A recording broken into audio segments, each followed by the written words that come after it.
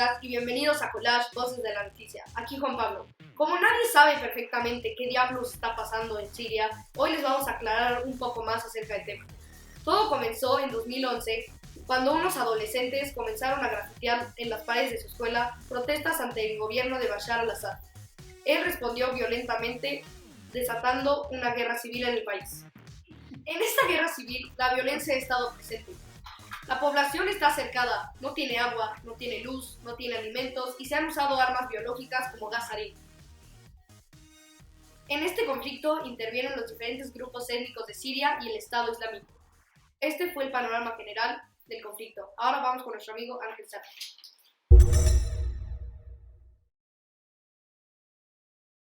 Para comentarnos y ampliarnos el panorama del conflicto que representan los refugiados y la migración ante el conflicto siria, hoy tenemos en el estudio a Ángel Zárate.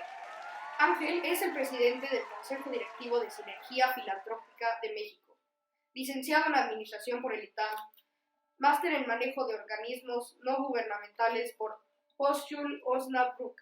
Desde hace 3 años vive en Alemania, donde estudia y trabaja en cohesión social en el área de integración de la Unión Europea. Bienvenido, Ángel. Muchas gracias por estar en Collage, Voces de la Noticia. Bueno, ¿qué representa Siria en el mundo actual? Como país, ¿qué riquezas naturales, culturales, religión, arte, ciencia y economía lo hacen ser el centro del conflicto? Vaya, eso es una pregunta que a la fecha yo me sigo planteando. Yo creo que Medio Oriente tiene una riqueza brutal. Es un lugar donde, si tú te puedes analizar el Islam, es una religión donde hay mucho amor, donde la manera de expresarse es muy cordial, muy de amigos, muy de desarrollo. Que tiene Siria, como todos los países árabes, tienen muchos recursos naturales, muchísimos, tienen petróleo, tienen gas, tienen muchas cosas que nosotros como Occidente necesitamos. Principalmente la Unión Europea, nosotros dependemos del petróleo y del gas que viene de Rusia, y ahorita se están construyendo los gasoductos que llegan a la Unión Europea a través del Medio Oriente, quitando intermediarios. ¿Qué representa Siria para el mundo? Hoy representa un conflicto que se puede salir de las manos porque están muchas partes involucradas. Es la primera vez que tenemos un conflicto donde está involucrada Rusia y Estados Unidos, y su manera de resolver el conflicto, a pesar de que es quitar al Estado Islámico y es atacar al Estado Islámico, que es un califato que no tiene nada que ver con el Islam. Yo considero que ellos son gente completamente trastornada, y yo considero que una religión que te permite la muerte y que promueve una cultura de un yihad no es una religión, es un grupo radical que lo único que busca es desestabilizar las cosas, ¿no? ¿Qué es lo que nosotros estamos viendo ahí? Es un Medio Oriente inestable, un Medio Oriente que a partir de que Saddam Hussein, que era el único estado, por decirlo, laico del Medio Oriente, se pierde, empiezan a surgir grupos bélicos que buscan mantener el control, entre ellos los kurdos, que buscan tener de nuevo a Kurdistán, que es el norte de Irak. Tenemos a los chiitas, tenemos a los sunís, que empiezan a tener conflictos entre ellos. ¿Qué es lo que nosotros tenemos al tener un conflicto entre ellos? Que empiezan a surgir grupos radicales. Y surge un grupo radical que es el califato del Estado Islámico. Y ellos dicen, nosotros vamos a declarar el yihad a todos los enemigos de Alá. Entonces, ¿quiénes son los enemigos de Alá? Todos aquellos que no profesan el Islam. O sea, tú y yo somos los enemigos de ellos. Para concluir, Ángel, ¿cuál consideras que es el mayor reto a contener frente a este conflicto en Siria? ¿Y cómo podríamos pensar una posible solución y participación de los países que apoyan a los refugiados sin romper su estabilidad interna ante las olas de las personas que están huyendo del conflicto? Wow, ha sido una pregunta, esta sí es de las preguntas más difíciles que me has hecho.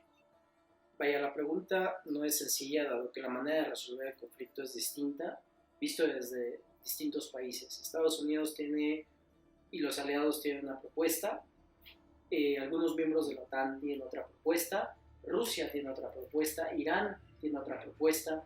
Entonces, creo que en un principio el gran problema que tenemos es que nadie sabe cómo resolver el problema.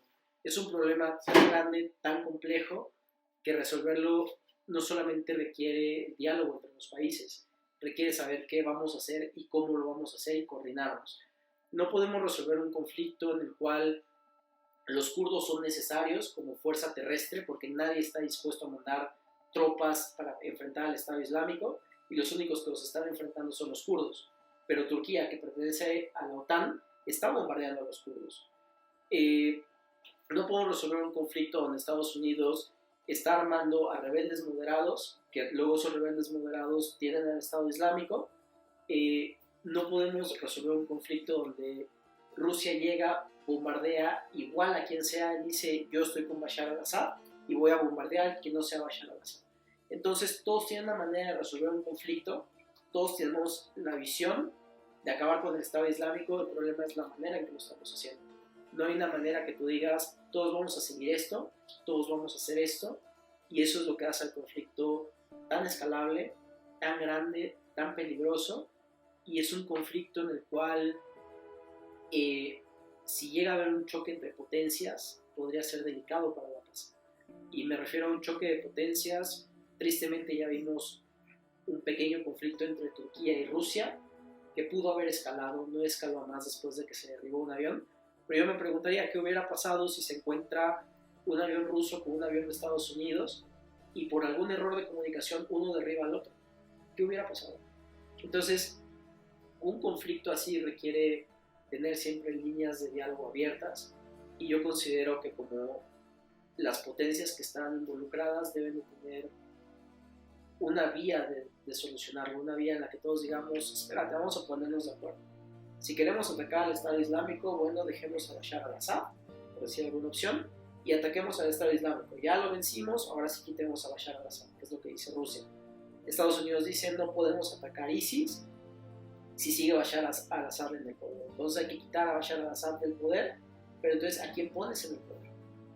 ¿A quién vas a poner a que gobierne Siria? Y en una situación de guerra como la que está viviendo Siria. Entonces, la manera de abordar el problema se vuelve muy complicada.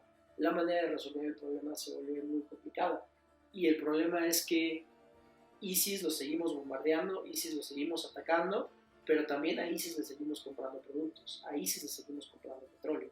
Entonces, es un ciclo vicioso que todos estamos viviendo y que no se va a resolver hasta que no nos pongamos de acuerdo y digamos, uno, hay que cortar el financiamiento a ISIS, dos, hay que ponernos de acuerdo en una estrategia de destrucción de ISIS, y tres, que creo que es una de las más importantes, hay que ver la manera de reconstruir Siria, porque ya está destruida, sigue siendo destruida, bombardeada, atacada, tanto por las potencias, como por el Estado Islámico, como por los rebeldes, como por los, hasta el mismo ejército de Bashar al-Assad atacando a los rebeldes. Entonces es un conflicto, como dicen aquí, de un bar mexicano, de todos contra todos. Entonces hay que ponerle orden, sería ponerle orden, sería poner una estrategia de desarrollo y también dentro de Europa sería, como toda Unión Europea, ponernos de acuerdo para una repartición justa de los migrantes, que es algo que no hemos logrado. No es un conflicto que vaya a acabar pronto, es un conflicto que nos va a llevar mucho tiempo resolverlo y es un conflicto en el que la violencia seguirá creciendo y el odio seguirá creciendo. Entonces hay que buscar la manera de solucionarlo. Pensando en este conflicto, me hago una pregunta. ¿En realidad estoy haciendo lo suficiente para no crear un ambiente de intolerancia? Porque esto es la primera razón que alimenta a la violencia. Piénsenlo. Hasta la próxima. Recuerda que cada día podrás ver más de esta entrevista. Síguenos en Collage Voces de la Noticia. Aquí, Juan Pablo. Muchas gracias, nos vemos después.